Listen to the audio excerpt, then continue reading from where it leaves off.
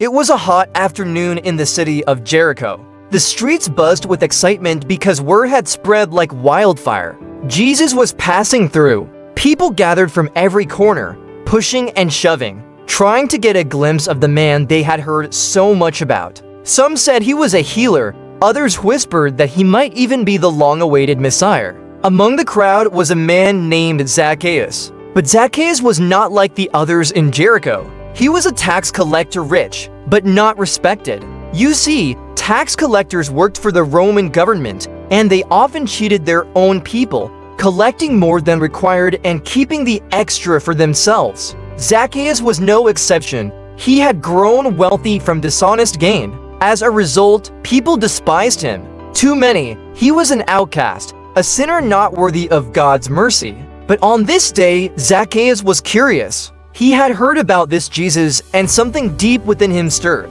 What was it about this man that drew such crowds? Could he be different? Could he offer something that money and wealth never could? There was only one problem. Zacchaeus was short, and with so many people gathered along the road, he couldn't see a thing.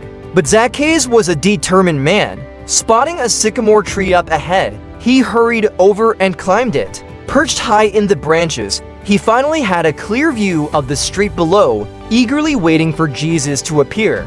Now, here's where the story takes a surprising turn. As Jesus made his way down the road, surrounded by people who wanted his attention, he suddenly stopped. He looked upright into the branches of that tree, and there, among the leaves, he saw Zacchaeus. "Zacchaeus!" Jesus called out with a voice full of compassion. "Come down immediately. I must stay at your house today." Imagine the shock of the crowd. Of all the people Jesus could have chosen to speak with, he called out to Zacchaeus, the one who had cheated and betrayed them. Murmurs rippled through the crowd. Why him?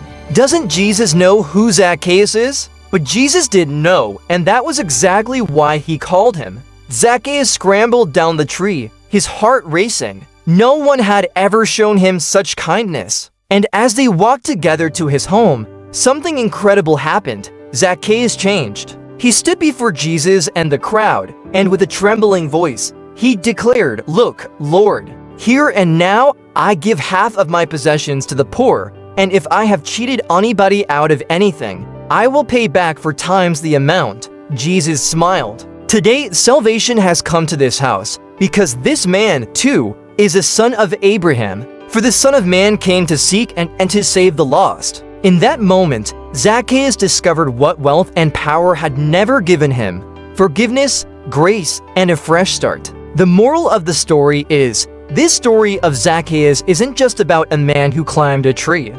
It's about the power of God's love to change even the hardest of hearts. Jesus didn't come to judge Zacchaeus, he came to offer him grace. And the moment Zacchaeus felt the warmth of that grace, his life was transformed. It's a reminder to all of us that no one is beyond God's love. It doesn't matter what we've done or how far we've strayed, Jesus is always ready to call us down from our hiding places, look into our hearts, and give us a new beginning.